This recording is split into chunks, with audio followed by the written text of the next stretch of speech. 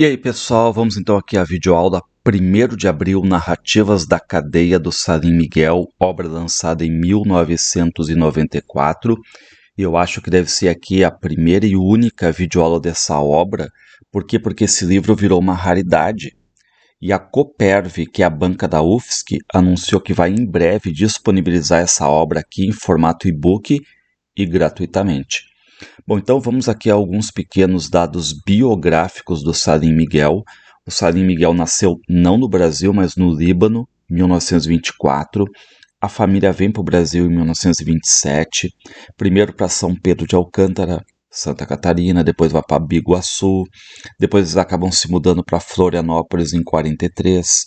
E o Salim Miguel foi sempre um grande intelectual, foi jornalista, escritor, roteirista de cinema, teve livraria, criou um movimento cultural, o Grupo Sul, que durou até 58, e em 64, quando ele chefiava o escritório da Agência Nacional, ele acaba sendo preso dia 2 de abril de 1964, e essa história a gente vai ver agora os 48 dias dele presos. E algumas questões importantes, tá? O livro foi lançado em 1994, ou seja, 30 anos depois da prisão do Salim Miguel. E o Salim Miguel tinha algumas anotações que ele tinha feito mesmo lá na prisão, só que ele resolveu escrever por quê? Porque saiu o livro O Que é Isso, Companheiro, do Fernando Gabeira, em 79. Aquele livro que fala sobre a participação do Gabeira na luta contra o regime militar. E saiu também o livro Tirando o Capuz, que vocês estão vendo aqui nas fotos, de 81, do Álvaro Campos, um livro de memórias, narra as torturas que o Álvaro Caldas, passou na prisão. Só que esses dois livros, O Que é Isso, Companheiro, e Tirando o Capuz, eram livros do eixo Rio-São Paulo. Então, basicamente, não havia nada fora desse circuito Rio-São Paulo. Então, pela primeira vez aqui, o Salim Miguel vai mostrar a história de quem ficou preso durante o golpe militar de 64, mas saindo desse eixo Rio-São Paulo. Então, vai aparecer aqui Florianópolis, aquela cidade ainda de pequeno porte, não tinha mais de 50 mil habitantes, aquela cidade que, enfim, vai à caça dos seus subversivos ali, tá? Bom, em 91, o Salim Miguel começou esse projeto de, enfim, de pegar as anotações dele e transformar numa obra. Então, o que ele fez?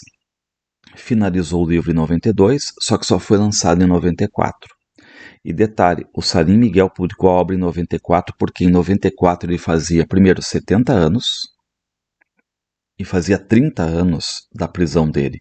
Ou seja, para o Salim Miguel eram duas datas significativas na vida dele, ou como ele mesmo disse, eram duas datas redondas. E também é importante esse distanciamento que ele diz que teve, de 30 anos, porque dentro daquela ideia que se ele escrevesse ali no calor da hora, em 64 mesmo, o próprio Salim disse que ia sair muito indignado, porque ele disse que a indignação é péssima conselheira literária. Então, por isso ele preferiu esse afastamento aí, basicamente de 30 anos, tá? E o Salim Miguel queria algo que fugisse um pouco das memórias do cárcere do Graciliano Ramos. Só que ele até chegou a pensar num título que seria Memórias do Medo, mas ele achou que esse título seria muito forte e já tinha um livro traduzido com esse título aqui no Brasil. Então ele colocou 1º de abril, Narrativas da Cadeia. 1º de abril tem a ver com o golpe, tem a ver, mas tem também a ver com o dia da mentira, A ideia de que os militares queriam recuperar o Brasil, salvar o Brasil, dentro daquela ideia do Salim Miguel, que seria um grande 1º de abril. E o subtítulo, cuidem, Narrativas, no plural da cadeia, é porque também nós vamos ter a voz de outros personagens, teremos histórias narrativas de outros personagens, porque o Salim Miguel ficou na prisão com mais 56 presos. E voltando ao Memórias do Cárcere do Graciliano Ramos, o próprio Graciliano Ramos se irritava com o eu, ou seja, com aquela questão de ficar ali em cima do narrador em primeira pessoa. E aqui tem um detalhe muito importante. O que fez o Salim Miguel? Não usou a primeira pessoa, usou a segunda pessoa do singular, o tu. Uma técnica, digamos, experimental. Ou seja, o livro todo é narrado na segunda pessoa.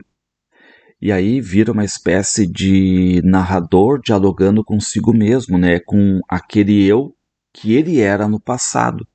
E assim ele consegue se distanciar dos fatos, se fazendo, digamos assim, personagem do próprio drama pessoal. E claro que os fatos aqui a gente sabe, né, tem uma base factual, porque ele viveu aquilo ali mesmo. Só o que fez o Salim Miguel? Narrou de maneira ficcional. Reparem o que ele próprio falou. Optei pela ficção porque acho que do ponto de vista das memórias ou do depoimento, uma coisa mais jornalística às vezes, o período de 64 já havia sido explorado. Então é uma nova forma, 30 anos depois, de inserir esse tema de uma forma literária. Nós temos aqui 16 capítulos, e detalhe, esses capítulos têm início, meio, fim, ou como ele mesmo chamou, né, seria uma novela desmontável. Reparem por quê? Porque cada capítulo se fecha em si mesmo, apesar de sempre um remeter ao outro. Por isso essa espécie de novela desmontável que vai ter um desenvolvimento próprio, né, quase como se fossem módulos autônomos aqui. O que até lembra um pouco também um outro livro do Graciano Ramos, que é o Vidas Secas. Bom, então vamos aqui então à videoaula da obra 1º de Abril, Narrativas da Cadeia, do Salim Miguel, e já começamos com o capítulo A Prisão, ou seja, ele já vai direto ao ponto. Estamos em Florianópolis, 2 de abril de 1964, ou seja, já tivemos o golpe, mas está bem no começo. O narrador está na segunda pessoa do singular, conduz tudo no tu, focaliza agora o personagem, que a gente depreende que é o Salim Miguel, que está na máquina de escrever, e está ali escrevendo uma palavra, e está escrevendo uma palavra de várias formas.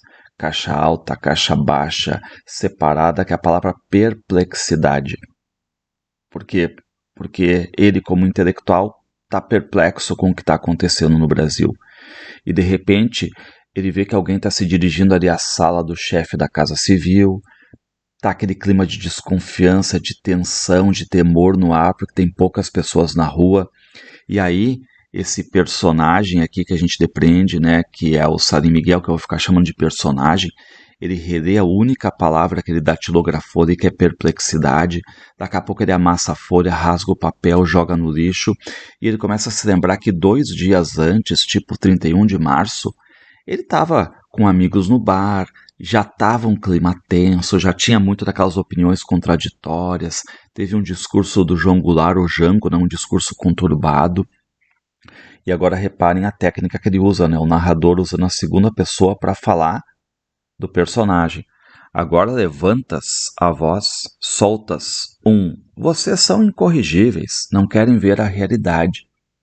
Ou seja, o personagem aqui no bar querendo dizer que o Brasil, dia 31 de março de 64, estava estranho, e aí muitos vão à casa do estudante, onde está tendo ali uma reunião para avaliar a situação do Brasil, só que aí vem um líder sindical, diz que está tudo sob controle, que ele teve contato com elementos do Rio de Janeiro, os golpistas estão derrotados, só que o personagem ali está com o pé atrás. E o que vai acontecer? Teremos o golpe de 64, e mais tudo muito rápido. E a gente nota que a população já via nesse clima tenso, até os próprios militares se espantaram com a facilidade com que acabaram conquistando o poder. E aí o personagem, no dia 2 de abril, está ali na Agência Nacional, desculpa, está ali, né, no seu trabalho, não sabe o que escrever para a Agência Nacional no Rio de Janeiro, e ouvindo muitas pessoas sendo a favor do golpe, dizendo que estava na hora de parar com a baderna, que era hora de voltar à civilidade, chamando os comunistas de traidores da pátria, que era uma minoria contra Deus, contra a família, contra a propriedade, tendo aquela ideia de que quem tem que dar um basta nisso são as Forças Armadas. Bom, e aí o que o personagem escreve aqui para mandar para a Agência Nacional no Rio de Janeiro? Florianópolis e o estado de Santa Catarina ainda estão perplexos, por isso que ele estava usando a palavra perplexidade, né? Com os últimos acontecimentos, mas o governador do estado controla a situação e já começa em sintonia com as Forças Armadas a administrar a situação e tomar algumas providências no sentido de dar garantias ao pleno funcionamento das instituições e tranquilizar a população. Bom, o personagem lê o texto, relê, vê que não tem nada a ver com aquilo que está acontecendo no Brasil. Ele pensa até em fazer outro texto, relatar o que aconteceu nos últimos 3 dias, né? 31 de março, 1º, 2 de abril, ali. Mas ele não faz. Ele pensa que é até melhor deixar assim, um texto só informativo, sem nada de opinião. Então ele pega isso que ele datilografou e sai para ir para o correio transmitir essa mensagem aí. Só que antes ele para num café chamado Ponto Chique. Só que de repente o café é cercado por policiais, tem ambulância, cercam o personagem que a gente depreende, né? Que é o Salim Miguel, é a vida dele ali. Só que ele está usando um formato literário para fazer isso. E aí dizem pro personagem acompanhar os policiais ali, né, para falar com o secretário de segurança, o Dr. Jade Magalhães. Só que o personagem diz que agora não dá, porque tem que ir ao correio, só que aí chegam mais investigadores, o cerco vai se fechando, falam que aquilo ali não é brincadeira, ou seja, o personagem está detido, essa é a palavra que se usa, né, na verdade está preso, mas está detido para averiguações ali, né. E o comissário diz, é melhor nos acompanhar agora, por bem. Só que aí o personagem quer saber, né, por que eu tô sendo preso, por que eu tô sendo detido, e não tem nenhuma explicação. Então, deveria ir com eles agora para o 5º Distrito Naval. E aí, no caso, o personagem, que a gente sabe que é o Salim Miguel, né, ele começa a insistir ali, tipo, qual é o motivo de eu ser detido? Deve ser algum engano. E aqui agora uma cena legal, porque a gente ainda está bem no começo do golpe. Porque depois a gente sabe que vai ter muita tortura, muitas prisões, né, os anos de chumbo, muitas mortes. E o que o narrador diz por estar nesse começo do golpe? Mais adiante, a reação deles seria outra, bem diferente. Te arrancariam dali, a socos e pontapés, mas tal momento ainda não chegou e dele te livraste. Ou seja, está marcando bem assim o começo, né, desse golpe militar. Bom, muitas pessoas vão chegando ali porque vai causando uma curiosidade, alguns apoiando, outros repudiando, e de repente chega quem? O delegado. E o delegado diz, ó, levem ele para o quartel da polícia militar. Ou seja, mudam o local. Só que aí chega o advogado, o Dr. Aldo, diz que vai acompanhar o personagem até o quartel, já manda avisar a mulher dele, e o advogado vai dando instruções, né, de como o personagem tem que falar ou não falar. Eles pegam o táxi, atrás do táxi, outro táxi e a ambulância com comissários, investigadores, soldados. E aí chegam ao quartel e o personagem vê que está detido mesmo, né, que vai ficar ali num alojamento com alguns outros que já estão ali detidos, né. O personagem chega a dizer que ele é o número 7 ou 8, então ele é um dos primeiros, né, porque depois ele vai contar 50 e 56, com ele 57 presos ali. Bom, aí vem um comandante, vem receber o personagem, detalhe, os dois se conhecem. E qual é o problema? Os dois se conheciam de conversas e os dois discutiam a situação do Brasil, a miséria, a fome. E aí o personagem cai na real, vê que está preso. E por quê? Sempre, olha o que diz o narrador, se reportando ao personagem, né, em segunda pessoa. Tu sempre tiveste a língua solta, mania de falar demais o que não deves, sem pensar nas consequências. Ou seja, né, esse personagem aí que está sendo preso, que eu estou chamando de personagem, que na verdade a gente sabe que é o Salim Miguel, né?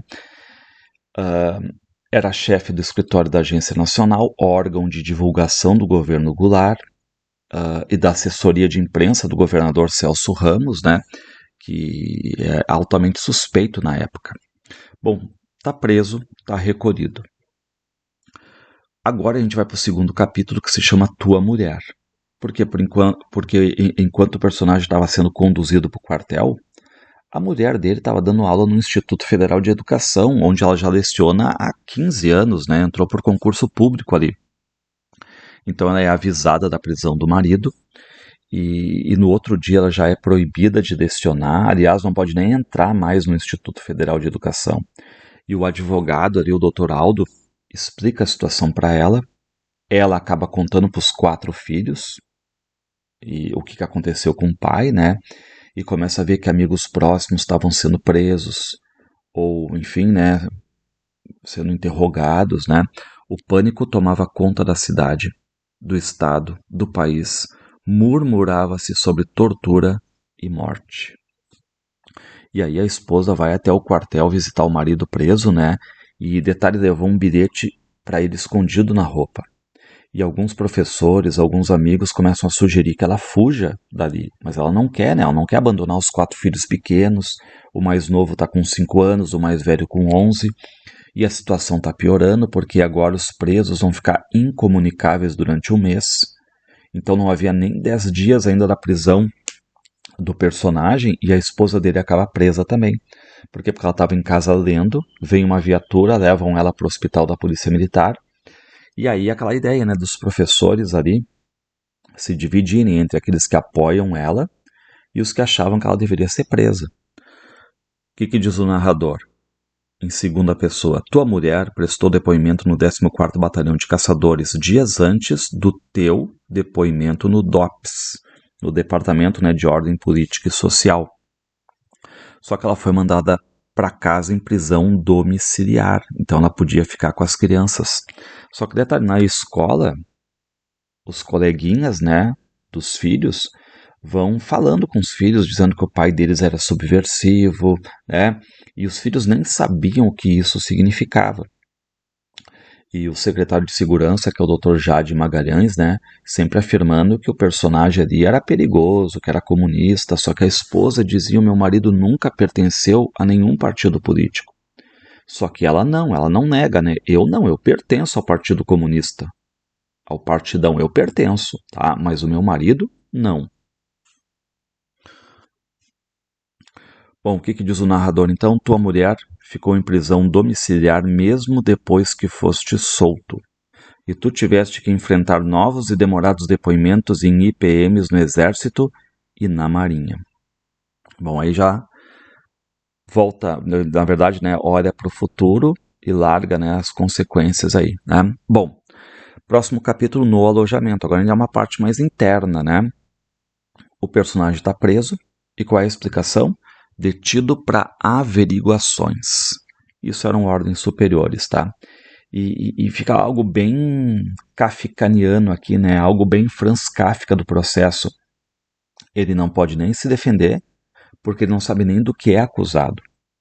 E aí revistam ele, veem que ele tinha uma matéria para ser enviada à Agência Nacional do Rio de Janeiro, eles começam a ler, reler, mas vê que a matéria está ok.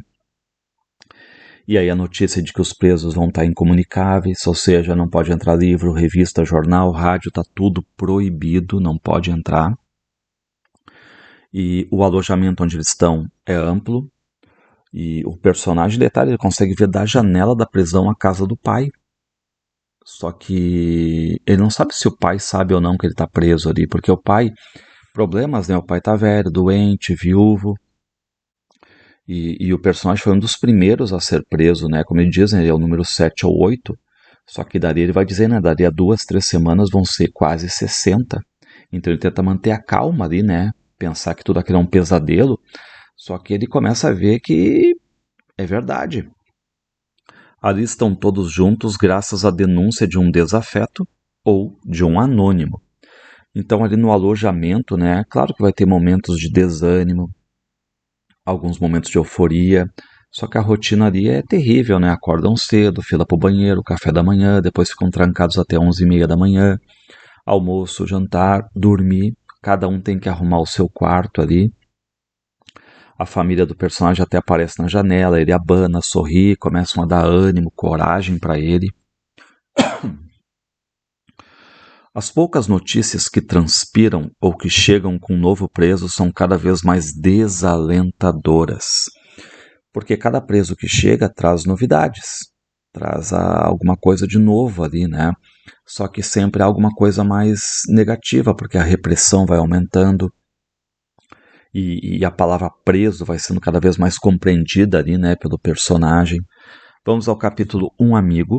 Aqui a gente tem, né, a esposa do personagem contou para ele, né, para o marido, quando ele recém havia sido preso, e ela não tinha ainda sido presa, né, que ela acabou recebendo a visita do Pedro, que era um colega dela no Instituto Federal de Ensino. Só que esse Pedro vinha sem a mulher, tinha fugido do rio, vinha pedir ajuda ali, né, deles para esconder ele. Só que ela diz, é impossível, porque o meu marido foi preso logo no dia 2. E esse Pedro aí fazia parte do Grupo Sul, né, do qual fazia parte o personagem também. E o Pedro depois tinha ido para a França, fez doutorado, voltou ao Brasil, voltou casado com uma francesa, a Anne. Achou que ia conseguir emprego fácil na área, mas só achou emprego na agência de notícias Nova China. E depois acabou virando um fugitivo. E aí a esposa do personagem, né, conta que teve gente aproveitando o momento ali e denunciaram o marido dela. Por isso que ele está preso. E lembra, né, que o marido era sócio de uma livraria, a livraria Anita Garibaldi, uma livraria que era alternativa, que vendia livros também subversivos, de autores de esquerda, né? E agora uma cena bem engraçada, né? Lá na livraria não empunharam como perigosa uma história do cubismo, berrando que era livro sobre a Cuba do ditador Fidel Castro. Então imaginem, né? Pegaram um livro sobre cubismo, que é aquele período das artes plásticas, né? Achando que era um livro sobre o Fidel Castro, sobre Cuba. Bom, aí o Pedro diz, né, que teve que fugir e o pior, tentam achar ele, acabam prendendo o pai dele e o pai nunca se preocupou com política. E aí o Pedro diz que veio para Floripa porque achava que era cidade pequena, uma cidade tranquila. Só que aí a esposa do personagem, né, que a gente sabe que a mulher do San Miguel foi a Iglê, vê que tinha que tirar o Pedro dali de qualquer jeito, né? Tirar de Floripa, talvez levar pro sul, para Argentina, Uruguai, Paraguai, e o Pedro vai mesmo fugir, faz uma travessia, vai para a praia de Itapema. Depois a gente vai ficar sabendo mais sobre a vida futura desse Pedro, né? Ele ficou uns 2 meses em Itapema. A Anne, a esposa, foi visitar ele, foram para o Rio de Janeiro, depois vão para o México e depois para a França. Enquanto isso, estava sendo caçado ali, né? Porque, começaram o período das torturas do sumiço de presos. Queriam saber qual o esconderijo onde se homiziara aquele elemento super perigoso, Pedro, que trabalhava para os comunistas chineses. E detalhe, só depois com a abertura política, lá nos anos 80, que o Pedro voltou ao Brasil, né? Mas só para ver parentes, né? Porque eles ficaram bem na França, lecionavam na Sorbonne e não tinham planos de retornar ao Brasil. Então acabaram tendo uma vida muito boa, né? Universitária fora. Bom, vamos aqui a um capítulo chamado A Fogueira. E reparem que vai acontecer livros queimados. Centenas de livros dos mais variados gêneros são atirados à fogueira. E aqui esse processo também aconteceu, por exemplo, com Jorge Amado, né? Mas ele não foi na época da ditadura militar, foi na época lá do governo Vargas. Reparem, Folha se confundindo com sumindo. Agora, por que folhas estavam se confundindo? O Capital do Karl Marx com A Capital do Eça de Queiroz. O Vermelho e o Negro do Stendhal e Seara Vermelha do Jorge Amado. O Alienista do Machado de Assis e Memórias do Cárcere do Graciliano. O Príncipe de Maquiavel e Pinóquio do Collodi. Todos, sem dúvida, subversivos. Reparem que eles confundem ali o Capital do Karl Marx com A Capital, o romance realista lá do Eça de Queiroz, que não tem nada a ver. Confundem um Vermelho e Negro do Stendhal, que é um romance histórico, psicológico, com um romance, aí sim, né, Seara Vermelha do Jorge Amado, porque nessa época o Jorge Amado era deputado pelo Partido Comunista. Confundem o Alienista do Machado de Assis, tá? Memórias do Cárcere, do Graciliano Ramos, ok, né, porque o Graciliano foi preso em 36, teve envolvimento político, né, com a intentona comunista. A gente vai ver que tem uma relação muito aqui forte do San Miguel com o Graciliano Ramos. Ele mora numa rua que se chama Graciliano Ramos. Ele se baseia, né, nessa questão, mas tanto é que ele diz, né, queria evitar o eu do Graciliano Ramos do Memórias de Cárcere, por isso que ele colocou no tu. A gente vai ver depois no final, eu quero mostrar para vocês também as epígrafes do livro, e uma delas é do Memórias do Cárcere. Bom, o Príncipe do Maquiavel confunde com Pinóquio, né, aquele boneco de madeira que sonhava em ser menino de verdade. E reparem a ironia, todos sem dúvida subversivos. Então, estão pegando ali títulos que têm alguma proximidade e estão queimando tudo, achando que tudo é livro subversivo. Bom, então aqui a livraria Anita Garibaldi, que foi do Salim Miguel, tá? Mas em 64 não é mais, tá? Porque desde 59 ele e o sócio já tinham vendido a livraria. E essa livraria agora teve a porta arrombada, os livros arrancados das prateleiras, jogados na fogueira. E aquela ideia, né, de muitos surgindo ali, curiosos, outros vêm olhar, outros vêm ajudar. E o que diz o narrador? Devem compor o bando de pessoas que, com toda certeza, não podem conviver com a livre manifestação do pensamento, com a divergência, com a diversidade, com a pluralidade. Bom, enquanto isso, no alojamento onde está preso, surgem vários boatos, fofocas, notícias, e eles ficam sabendo do incêndio na livraria. E apesar de estarem incomunicáveis ali, sempre tem o que? A novidade de algum preso novo. E ele vem e conta o que ele está sabendo, tá? E aí dizem que também, enquanto queimavam os livros, o nome do personagem era gritado, né? O nome do Salim Miguel, né? Estão queimando, estão gritando. Aquele nome era repetido pelos cabeças do movimento ali. Bom, detalhe, a gente está em 64 e desde 59, há 5 anos já, a livraria não era mais do personagem. Mas mesmo assim era conhecido, né, como livraria do Salim, porque ele continuava indo lá com frequência.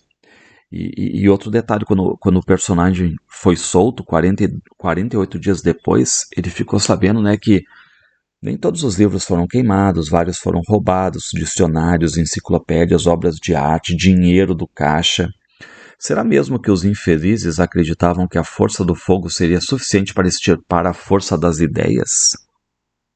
E agora uma cena legal, né? Porque o padre Brown, que era do colégio catarinense, esse padre não era comunista, não era ateu, não era subversivo. Só o que ele declarou quando ele viu, digamos assim, um monte de cinzas ali dos livros queimados? Meu Deus do céu, será que estou voltando à Alemanha de Hitler? Bom, agora é um capítulo muito legal, chama-se Passeio. Aqui nós teremos a tortura psicológica. São quase 3 horas da madrugada. O personagem é acordado com a ponta de um fuzil. Pedem para ele levantar. E a gente vai ter agora a tortura psicológica. O personagem quer saber para onde estão indo. Os soldados não dizem nada. Colocam ele num jipe. O jipe arranca. Vão entrando na Avenida Rio Branco. Passam pela frente da casa do pai dele. E o personagem vai meio que usando agora o escapismo, a evasão, vai puxando a memória, pensando em coisas dele, no ano em que deixaram o Líbano, que era 27, a mãe que morreu jovem na viagem para o Brasil, a chegada ao Rio de Janeiro, depois Santa Catarina. Reparem que é a vida do Salim Miguel aqui, só que ele coloca de forma literária. O personagem começa a repetir Maktub, né? Ou seja, aquela ideia de que estava escrito. Aí seguem andando de jipe, ninguém nas ruas. O jipe dá voltas, entra e sai das ruas, atravessa becos. A intenção é te confundir, desnortear. Ou seja, o personagem não consegue ver para onde é que estão levando ele. Só que ele vai reconhecendo os lugares ali, a praia. Aí daqui a pouco estão indo em direção à ponte Hercílio Luz. Começam a atravessar a ponte, e aí os dois soldados começam a rir um pouquinho mais alto, ou seja, dentro daquela questão da tortura psicológica. E o que um dos soldados pergunta, quase gritando, que é obviamente para o personagem ouvir, né? Será que alguém sabe a altura exata da ponte até o mar e o impacto de um corpo na água? Reparem, né? Será que sabe a altura exata da ponte até o mar e qual seria o impacto de um corpo na água? Um assassinato ali? Que é para o personagem ouvir. Não há tortura física, mas tem essa psicológica aqui. E eles passam a ponte, aceleram de repente, se aproximam de Biguaçu. Enquanto isso, o personagem está ali, usando a memória, recordando o passado, a infância, a escola, tenta ficar firme e não chorar. Mas a memória é mais forte. Elide o medo, afasta o pavor que te cerca. Ou seja, qual é o escapismo dele? A memória. Tá? E ele vai se lembrando ali da infância, dos livros, das ruas, né, das conversas. Enquanto isso, o jipe dando voltas, passa na ponte de Biguaçu, vão na direção de São Miguel, Tijuquinhas, Ganchos, só que depois o jipe volta.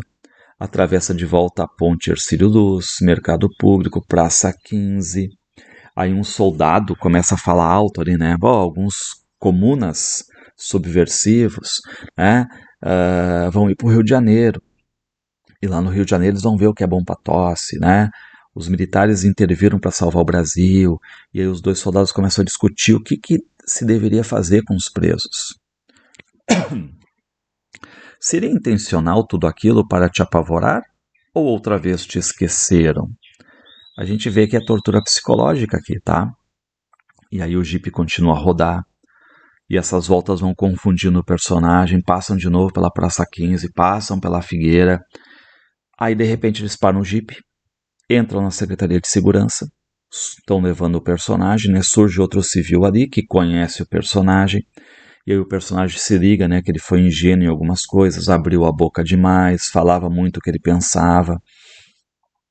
E aí dizem para ele, o secretário de segurança, o Dr. Jade Magalhães, quer te ouvir, mas pessoalmente. Só que agora ele está interrogando outra pessoa naquele exato momento. E aí, resumo da história. Ordenam que levem o personagem de volta para o quartel. Vai ficar o interrogatório para outro dia. E qual é o detalhe? O quartel é muito perto. Dá para ir a pé. Então toda essa andança, essa coisa de horas no jipe ali, fazia parte dessa tortura psicológica. E nessa brincadeira toda, nesse passeio, foram quase 4 horas. Ou seja, ele saiu às 3 da manhã e quando estão levando ele de volta pro quartel, os outros presos já estão se levantando, porque é tipo 6h30. E aí ele meio que, enfim, vai ali de volta pro quartel e tá se lembrando de algumas palavras de um dos soldados que diz assim, bom lugar para se mergulhar um corpo. Então, nesse capítulo aqui intitulado Passeio, nós temos até semelhanças com a obra O Processo do Franz Kafka, né? 2 soldados ali, o próprio autor diz que há algo kafkaniano nesse sentido, né? E lembrando, não foi uma tortura física aqui, foi uma tortura psicológica, certo? Bom, agora tem um capítulo também bem engraçado, né? Que é Mário e o Figueirão. E nesse capítulo aqui acontece, nós temos uma frase que é dita de brincadeira, mas que acaba ganhando corpo, ganhando contornos mais sérios, né? Que é a frase, olha que vais pro Figueirão. Aquele ali vai pro Figueirão. Porque o que aconteceu, né? Essa era uma frase que era dita pelo pessoal da noite, pelos boêmios, pelos notívagos, e que acabou se espalhando pela cidade, se tornou corriqueira, e ninguém tinha certeza de quem era o autor da frase, se foi o Mário Moraes, né, aquele que é apelidado de Mário Comunista, se foi o senador Alcides Ferreira, apelidado de senador vitalício, ou se era só uma palavra da Revolução Cubana. Só que predominava o quê? A versão de ser do senador, que era um homem espirituoso ali. E tinha um grupo que era uma espécie assim, de confraria pequena, e esse grupo se reunia na frente da Praça 15, mas na frente da Figueira Centenária. E eles, de brincadeira, sempre diziam que ia pôr alguém ali no Figueirão, né, na Figueira.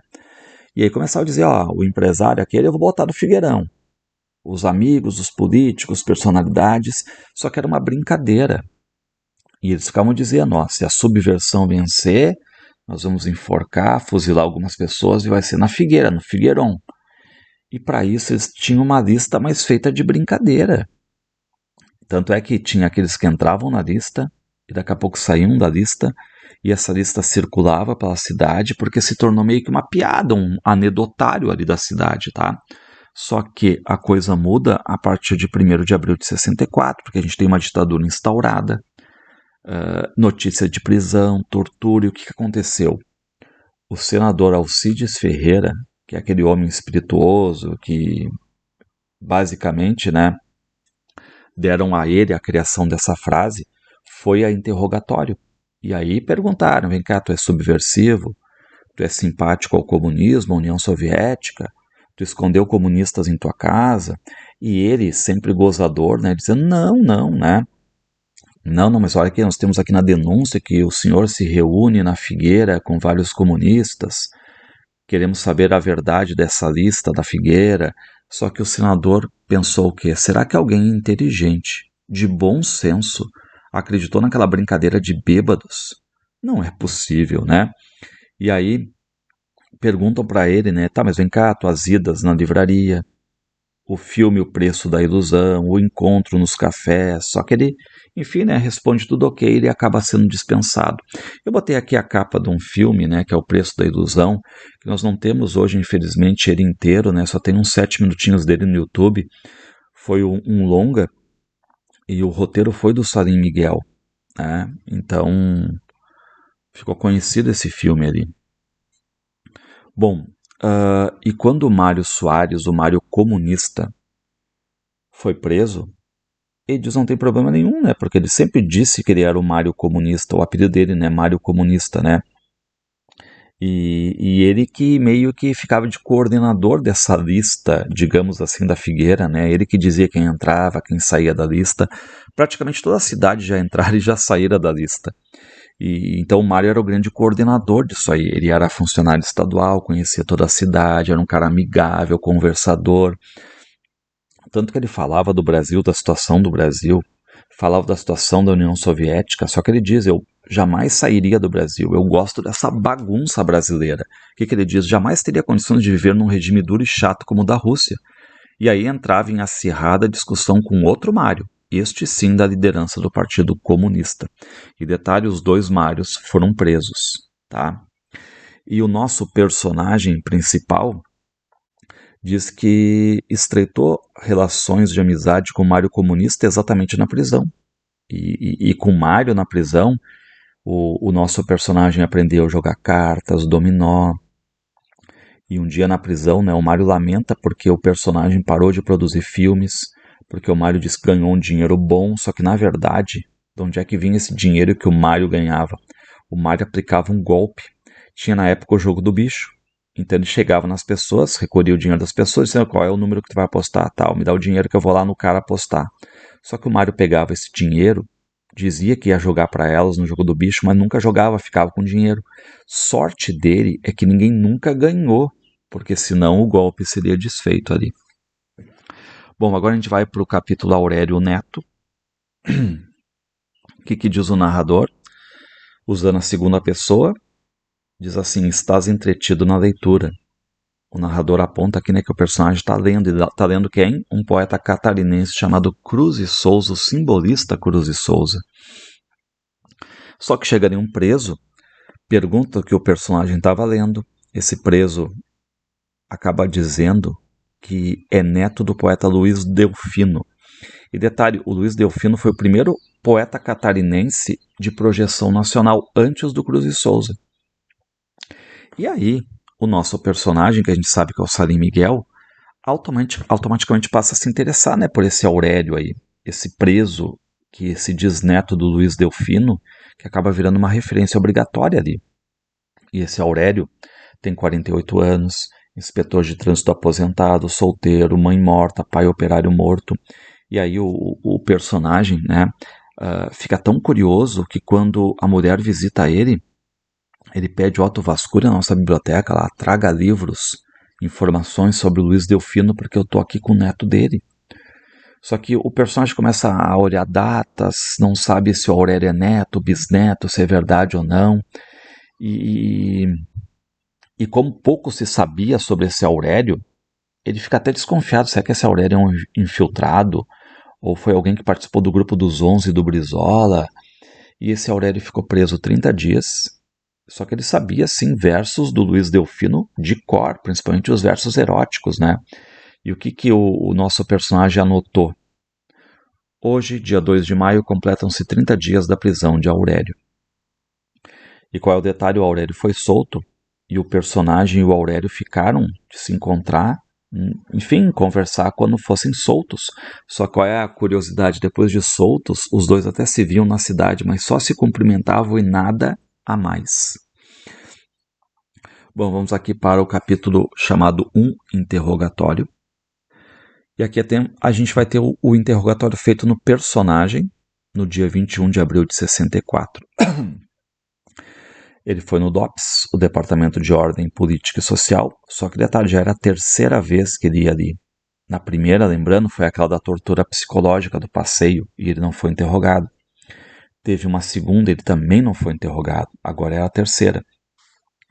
E aí o personagem, com medo de não ser interrogado de novo, se irrita. Só que dizem, né, que o secretário quer falar com ele, faz questão de ouvir ele pessoalmente. E aí alguns soldados, enfim, né, dizem ele, não, acalma que a gente tem que documentar as suas participações, as suas atividades subversivas. Nós temos um trabalho duro, à noite nós estamos caçando os subversivos. Só que o personagem contesta a honestidade deles. E um se irrita e diz assim, ora, honestidade é honestidade. Mas para vocês, subversivos, que queriam destruir Deus, pátria e família, estas palavras não têm valor. E aí chega o secretário de segurança, né, o Dr. Jade Magalhães, diz que quer um depoimento formal. E aí o secretário diz, eu tenho aqui uma lista gigante com o nome de pessoas que assinaram o pedido de reconhecimento do Partido Comunista Brasileiro. Eu quero saber se o senhor assinou. E o personagem diz, claro que eu assinei, meu nome está aí, mas isso aí não é crime. E aqui a gente tem, assim, né, muito diálogo agora né, entre ele, que é o Jade Magalhães, e o Tu, que é o nosso personagem. O que diz o secretário de Segurança? Legalização de um partido que só buscava extirpar nossas tradições, Deus, pátria, família, que prega a luta de classes. E aí o personagem diz, mas não é problema. Por quê? Porque a gente está legalizando um partido para tudo ficar às claras dentro da legalidade. E aí o secretário pergunta, tá aí, vem cá a tua participação no Congresso de Escritores de Porto Alegre. Aí o nosso personagem diz, eu participei, é público e notório. Por quê? Porque saiu na imprensa, tá? Não tinha nada demais, saiu tudo na imprensa, só que o secretário diz, mas as deliberações eram de caráter subversivo. E aí depois o secretário pergunta, vem cá, e a tua participação na gráfica Maria Quitéria? Aí o personagem diz, olha, eu tive uma gráfica, mas foi só uma tentativa de ganhar mais um dinheirinho, tá? Tá, e a livraria Anita Garibaldi? Só que aí o nosso personagem diz, eu vendi ela em 59. Só que o secretário pressionando, mas olha só, eu recebi denúncias de que a gráfica servia para imprimir material subversivo, que a livraria, mesmo não sendo mais tua, era tu quem indicava os livros. Só que o personagem diz que vendeu exatamente a livraria porque ele comprava muito livro e ia acabar levando a livraria à falência. E no caso, foi a falência mesmo, né? Porque foi queimada, né? Só que aí o secretário insiste. Eu quero saber mais da tua participação como um agitador, um líder de movimento de esquerda, uma espécie de líder que injeta nas cabeças ingênuas, né, um veneno, faz uma massa de manobra, né? E aí o secretário pressiona, quer saber sobre uma reunião, só que o personagem diz que eu nem participei dessa reunião, eu estava fora, eu posso até comprovar. Minhas atividades normais, diz o nosso personagem, eram do conhecimento de todos. Sou jornalista da Agência Nacional e como redator do Serviço de Imprensa do governo Celso Ramos, do qual o senhor, secretário de Segurança, Dr. Jade, é secretário de Segurança. Bom, o secretário começa a dizer que agora o depoimento é mais informal, que é inicial apenas, né? Só que ele diz assim, por que tu não assinou a lista de adesão à campanha O Petróleo é Nosso? Algo lá do final dos anos 40, ou seja, há um tempo já, né? E o personagem diz, não, eu sou a favor, mas eu não me lembro porque não assinei. Talvez tivesse em outra cidade, né? Porque já se passaram muitos anos. E aí o secretário também quer saber sobre a participação dele na revista Sul, já que essa revista é distribuída para a China, para a Tchecoslováquia, para as colônias portuguesas, né? Só o que diz o nosso personagem? Mas ela também tinha colaboradores de Portugal, e não é Portugal qualquer, Portugal de Salazar, da Espanha do Franco, dos Estados Unidos. E aí o nosso Jade Magalhães diz assim, só mais duas perguntas. Por que escolheu o nome do comunista Graciliano Ramos para a rua onde mora? Aí o personagem diz, não fui eu, foi uma decisão da Câmara de Vereadores. Só que o secretário rebate, mas foi a tua sugestão. E aí, detalhe, o personagem vai rebatendo todas as perguntas. E acaba dizendo, olha, eu sofri tortura psicológica. E aí, o secretário não quer nem saber muito disso, né? Pergunta, vem cá, tua esposa, tá? O que diz o personagem? A minha esposa passou em concurso público. Só que o secretário diz, mas ela é ativista, ela é militante comunista, ela é ativa em passeatas. E reparem agora, o secretário de segurança, o Jardim Magalhães, diz que toda a família do personagem é militante. E o que o personagem responde ironicamente? Com certeza, o mais ativo é o meu filho de 5 anos. E aí o secretário se irrita, né? Dispensa o personagem, manda ele de volta para o quartel, diz que ele é covarde, que ele não assume as convicções dele, né? E é legal a cena do que aconteceu depois, porque depois que o nosso personagem foi solto, depois de 48 dias, né? Ele e o Dr. Jade Magalhães até se cruzaram algumas vezes. E teve uma das vezes em que o personagem estava esperando a chegada do governador Celso Ramos para uma apresentação ali de um documentário num cinema. Só que aí chegou o secretário de segurança, o Dr. Jade Magalhães, e ele estendeu a mão para o personagem para cumprimentar, só que o personagem negou o cumprimento, colocou a mão no bolso da calça. E mesmo com medo dessa atitude, né, ele não cumprimentou. Aí, para sorte, chegou o governador e todos saem dali. E depois vem um amigo e pergunta, né, pô, vem cá, tu não teve medo de não cumprimentar? E aí o nosso personagem responde que teve sim medo, mas que se ele tivesse cumprimentado o secretário, ele ficaria envergonhado pro resto da vida. Bom, aqui a gente tem, né, um capítulo chamado Faces. O personagem diz, né, que a prisão dele até gerou uma consequência boa para a carreira dele, porque foi depois da prisão que ele conseguiu ir para o Rio de Janeiro. Só que nestas viagens do personagem, digamos, né, um dia ele conheceu quem? O homem que arrastara Gregório Bezerra pelas ruas do Recife, episódio que os guardas não cansavam de repetir durante o teu passeio à noite no jipe.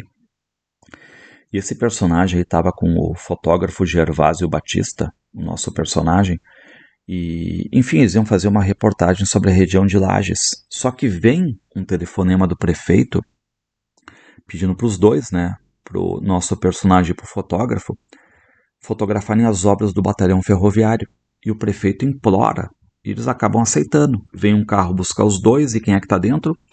O coronel Ibiapina, comandante do batalhão ferroviário de Lages. Sim, ali está ele, o homem que arrastara Gregório Bezerra pelas ruas de Recife. E esse coronel aí, ele se mostra um cara afável, contador de histórias. Aí eles vão lá, tomam um café, visitam obras, almoçam. O coronel contando piadas mais pesadas, piadas pesadas assim, né? Todo mundo rindo. Mas por que estava todo mundo rindo? Porque eram outros tempos, né? Não vai rir, o que vai acontecer? Porque, detalhe, né?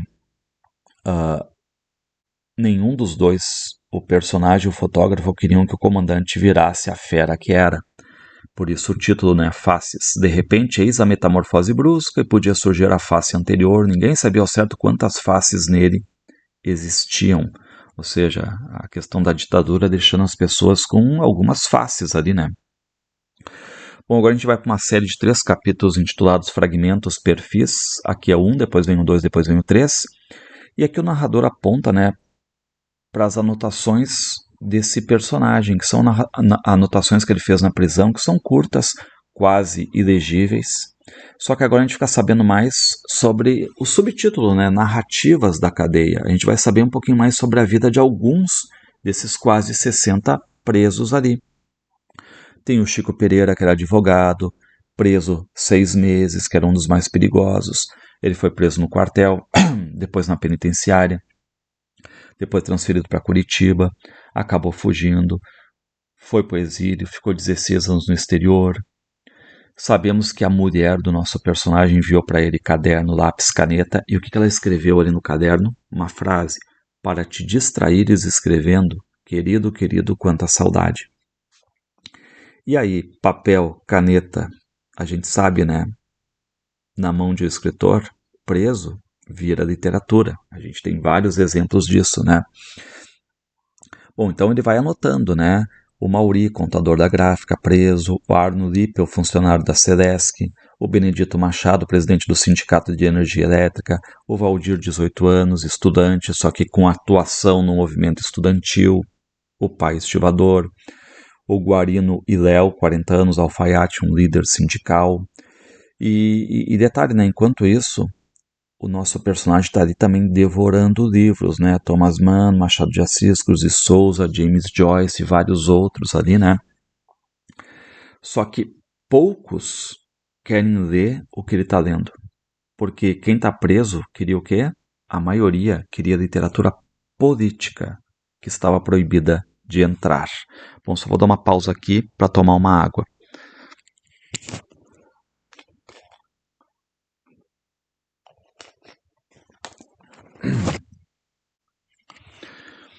Bom, voltando aqui, né? O personagem olha novamente as anotações, relata que os dias são monótonos. E o que o narrador, em segunda pessoa, salienta sobre as anotações do personagem? Não existe nem pode existir sequência lógica em tuas anotações. Elas surgem sem motivação aparente. Ou agora te parece sem motivação. São fragmentos, flashes. E é legal, né, que o Salim Miguel, enquanto esteve preso, recebeu da mulher mesmo escondido, né, recebeu o papel, caneta, e começou a fazer as anotações. E ele deixou essas anotações durante muito tempo guardadas. E aí, em 91, ele resolveu, né, como eu falei, baseado ali, né, no Tirando o Capuz, no Que é Isso, Companheiro, fazer um livro disso. E aí ele finalizou em 92 e lançou em 94. Bom, então aqui lembrando, né, que o nosso personagem na prisão, que a gente sabe que é o Salim Miguel, ali ele é visto sim como o cara que foi o líder do Grupo Sul, como um ex-dono de livraria, como um intelectual. Só que ele vai escrevendo, vai fazendo as anotações dele e diz que pro quartel ali vinham presos de onde? Lages, Itajaí, Concórdia, Blumenau, Florianópolis, Araquari, Bom Retiro. E quem é que havia ali? E agora uma cena bem engraçada, ó. Havia químicos, comerciantes, comerciários, médicos, advogados industriais, industriários, funcionários públicos federais, estaduais, municipais, eletricitários, economistas, bancários, jardineiros, mecânicos, motoristas, relojoeiros, engenheiros, estivadores, camponeses, professores, agricultores, jornalistas, agitadores e agiotas. Reparem a anotação dele de que agiotas são presos e o personagem começa a rir. Por quê? Porque tem um preso ali que ele era agiota. E por que ele foi preso? Porque foi confundido com agitador. Reparem que a palavra é parecida. E o que esse preso dizia? Por favor, me tirem daqui. Eu nem sei o que é a tal de agitação. Eu sou agiota. E aí acabam comprovando, né, que esse preso ele era agiota e não agitador. E liberam ele. Ele é solto depois de 8 dias, né? Então, assim como tem a confusão também, né, do mundo dos livros, tem a confusão também aqui nessas profissões. Bom, aqui a gente fica sabendo, né, que todos os presos têm que limpar os seus quartos arranjados ali, né? Só que tem um preso ali que é o Nésio Jacques Pereira, que é um funcionário público que ele não gosta e não arruma o quarto.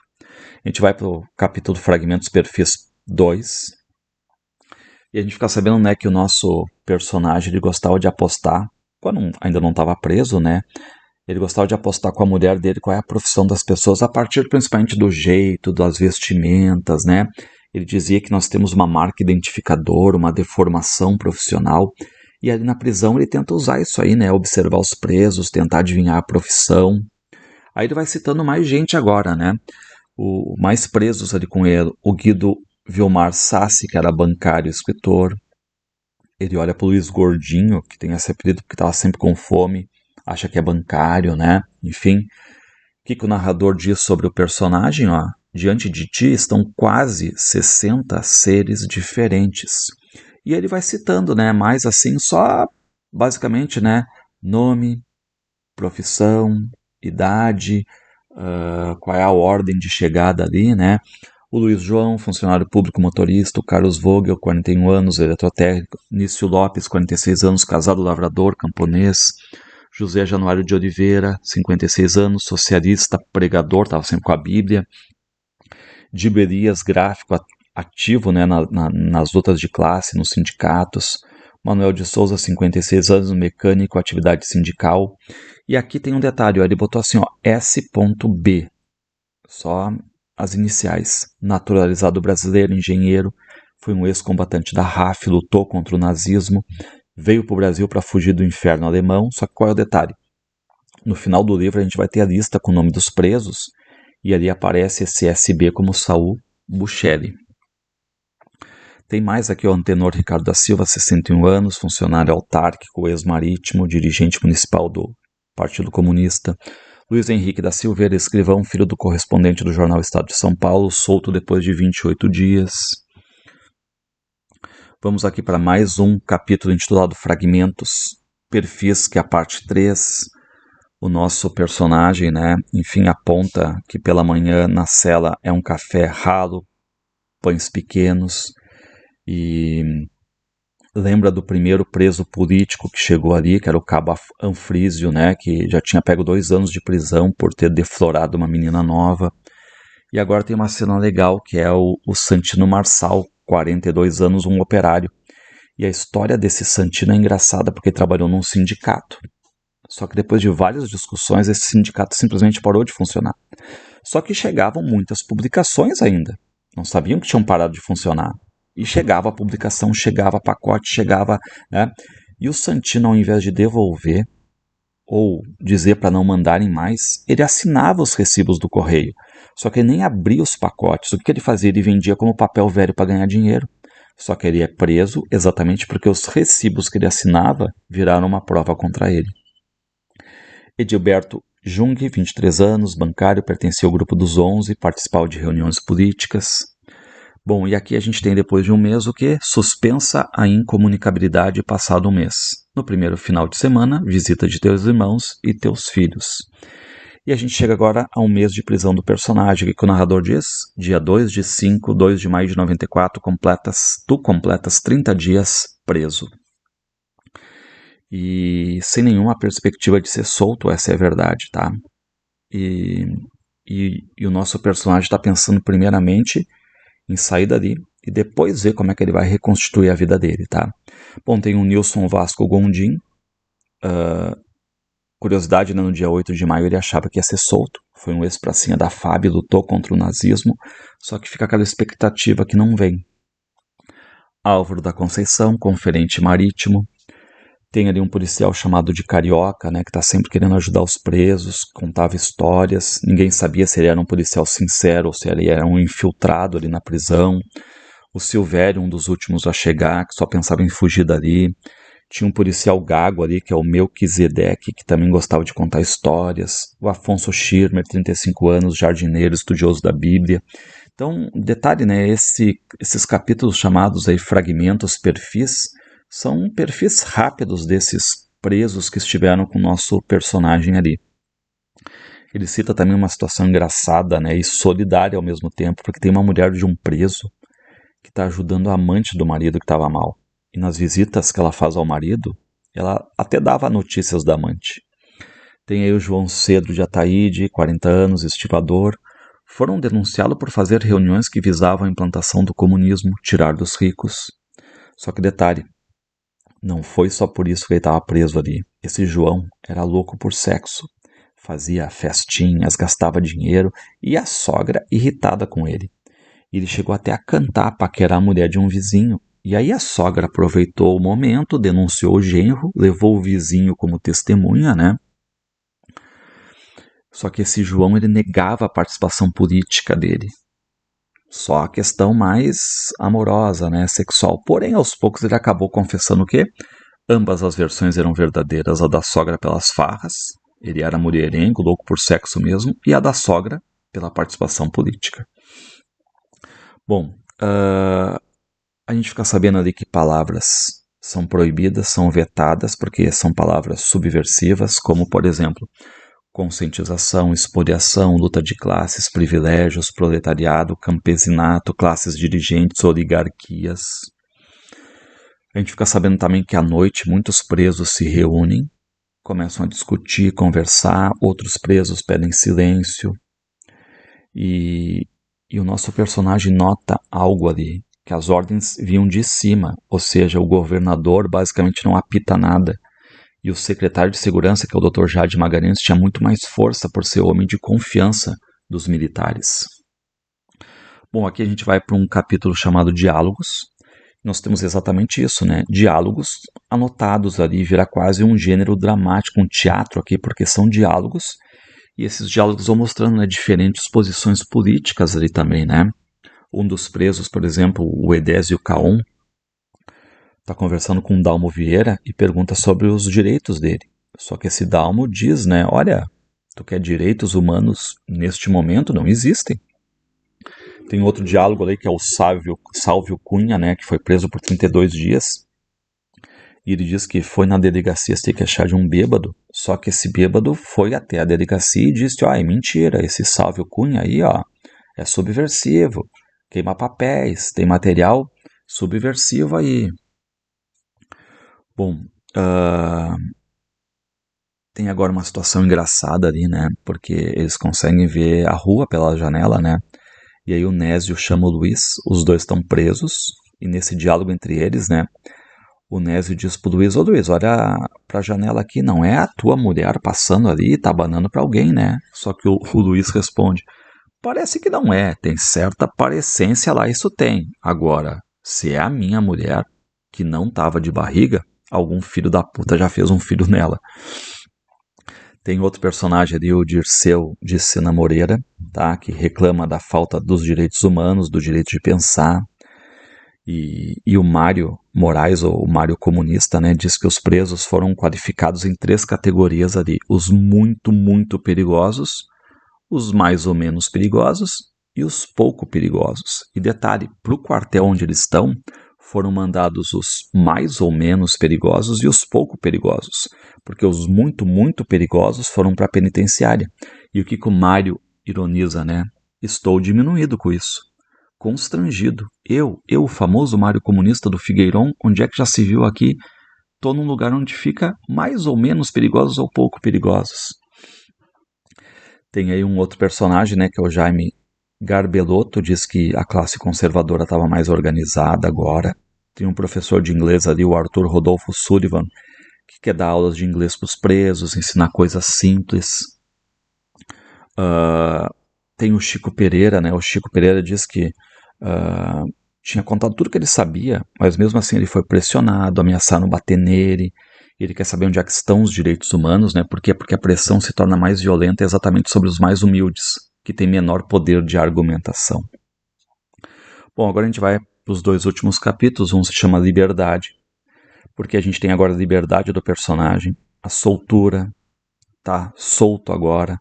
O comunicado veio do Rio de Janeiro e bem, ele estava na prisão, estava na fila do refeitório, daí de repente ele é chamado. O que diz o oficial? Vamos, tenho aqui a ordem para tua soltura, chegou agora. E o que diz o narrador? Duvidas, deve estar sonhando. E os presos pedem que ele fique um pouco mais para comemorarem ali, né? Mas o personagem quer sair dali de uma vez. E ele anota, ó, 20 de maio de 1964, às 18 horas, exatos 48 dias depois da prisão. E vem, ao mesmo tempo, uma notícia ruim ali, que quem passasse dos 50 dias preso vai ter prisão preventiva decretada, ou seja, o narrador diz que o personagem acabou escapando por apenas 2 dias ali, né? Bom, e aí nós temos a cena dele recolhendo os pertences, sabe que esse passado de 48 dias preso vai ficar sempre marcado na vida dele, sai do quartel, vai para a casa do pai, que é perto dali. O pai pensa que ele fugiu, mas ele tranquiliza o pai, não, pai, eu fui solto, né? Só que ele quer ver a mulher, quer ver os filhos. E só mais tarde, quando o personagem já morava no Rio de Janeiro, é que ele ficou sabendo de mais detalhes sobre como ele foi solto. E quem é que se empenhou? Escritores, como o Marques Rabelo e o Adonias Filho, foram muito bons para ele, né? Bom, então ele sai da casa do pai, vai para a casa dele. Logo todos, mulher, filho, sogra, estão te cercando, te apalpando, te abraçando. E agora tem um outro capítulo chamado Liberdade, mas com interrogação. Reparem, liberdade. Porque ele está livre. Só que ele quer retomar as atividades dele de forma normal. Só que a cidade não é mais a mesma. Teu contrato de trabalho com o governo do estado foi rescindido, diz o narrador. E aquelas contradições da vida, né? Ele ficou sabendo que na reunião sobre a demissão ou não demissão dele, um amigo dele, amigo mesmo, foi o primeiro a pedir a demissão dele. E um outro colega que era conservador foi o que mais defendeu a permanência dele. E nas ruas, os amigos dobravam para não ver ele. E outros que nem amigos eram, né, conheciam ele para convidar para um café no Ponto Chique, para um papo na Figueira, né, uma cervejinha no Bar Miramar. Então, tinha liberdade, mas a pergunta é liberdade de verdade? Porque havia muitas liberdades, mas a liberdade do personagem passa a ser uma liberdade vigiada. Então ele volta a trabalhar na Agência Nacional, só que ele não tinha mais a mesma, digamos, abundância de informações que chegavam para ele. E quem assume a direção da Agência Nacional no Rio de Janeiro é o escritor Adonias Filho, e é ele que vai ajudar o personagem. E repare, o Adonias Filho, embora nunca negasse suas tendências conservadoras e direitistas, ele se mostrou naquela emergência muito mais digno do que notórios esquerdinhas. Então, o Adonias Filho fez tudo pela libertação do personagem, tá? E muitos ainda estranhavam, né, o fato do nosso personagem, que sempre foi subversivo, trabalhar na Agência Nacional. E aí um dia, no começo de 1965, o Adonias Filho comunica ao nosso personagem, ó, tô te mandando passagens aéreas, tu vai vir aqui pro Rio de Janeiro, assunto nada se apurara de concreto contra ti, o processo for arquivado. Repetia, ninguém pode ser discriminado por ter ideias. Só que o Adonias Filho alerta, o Brasil está passando por um momento complicado. E o Adonias diz, ó, não posso garantir o teu emprego em Florianópolis, só que tu vem pro Rio de Janeiro, no Rio de Janeiro eu consigo bancar o teu emprego. E aí o personagem nem pensa duas vezes, se toca pro Rio de Janeiro. Daria 2 meses, se completaria 1 ano do golpe. Virada completa, que não estava em teus planos imediatos. Bom, agora está no Rio, vai se adaptando à nova vida, novos amigos, teve mais oportunidades realmente, né, no campo do cinema, da literatura, do jornalismo, mas com aquele sempre desejo de voltar, ficava inventando desculpa para visitar parentes, voltar para essa Florianópolis que antes, lembrando, né, o nome era Vila de Nossa Senhora do Desterro. O nome foi mudado no final do século XIX, devido a que a prepotência de Moreira César, preposto de Floriano Peixoto. Florianópolis por causa de Floriano Peixoto. Bom, e aí finaliza falando sobre a situação política do país, que vai se agravar muito, ó, a tal ponto que o período de 64 a 68, por incrível que pudesse parecer, deixaria saudades diante do que viria com o AI-5. Ou seja, viriam os anos de chumbo, a liberdade tirada, os sequestros, as torturas, as mortes, mas quanto àquilo que o personagem pretendia, aquilo pelo qual ele lutava, fica, quem sabe, para mais tarde, e assim termina. E termina também, né, trazendo não como um capítulo, mas como uma espécie assim de à parte, né, a relação ali dos presos no quartel da PM, de acordo com as anotações do caderno. Então ele coloca ali uma lista de 56 nomes, soma ele, dá 57, ele não coloca o nome dele, né, que ficaram ali com o personagem. Então ele coloca nome, profissão e cidade. A maioria ele coloca isso, alguns não, ele não conseguiu, né, ter muito acesso. Diz ali, né, que as anotações foram em Florianópolis entre abril e maio de 64, ou seja, aqueles 48 dias em que ele ficou preso, e que o texto final foi em Florianópolis, maio e setembro de 92 e lance em 94. E para encerrar, nós temos aqui 3 epígrafes. A primeira retirada de Memórias do Cárcere do Graciliano Ramos, em que traz aquela ideia, né, de que o Graciliano já não tinha mais receio de expor pessoas que foram presas com ele, porque muitos se distanciaram, muitos se apagaram. O receio de cometer indiscrição e exibir em público pessoas que tiveram comigo convivência forçada já não me apoquenta. Não vejo inconveniente em mostrá-los. Também traz aqui como epígrafe um trecho de Cartas desde la Carcel, do Antônio Gramsci, um político italiano marxista, e a epígrafe que fala sobre a monotonia da prisão, ó, minha vida sempre transcorre com a mesma monotonia, né? E essa monotonia acontece realmente nos 48 dias em que o personagem estava preso. Só que nessa epígrafe aqui, das Cartas desde la Carcel, também traz aquela obsessão de fazer da prisão algo para a eternidade, dentro de colocar no livro, né? Fazer uma obra literária. E por fim, uma epígrafe da Rosa Luxemburgo, tirado de A Revolução Russa. Tá indo já minha voz, ó. Liberdade é sempre a liberdade daquele que pensa de modo diferente. E para encerrar mesmo, a obra aqui é dedicada à mulher do Salim Miguel, a Iglé, companheira de mais de 45 anos à época do lançamento da obra em 94. Também é dedicada aos seus 5 filhos, na torcida de que eles nunca passem pelo que o Salim Miguel passou, e também dedicada, claro, aos seus colegas de cadeia. Detalhe, o Salim Miguel morreu em 2016. Termino aqui. Gostou? Curte aí, pessoal, escreve um comentário, se inscreve no canal, dá essa força aí, tá? Um grande abraço e boa prova.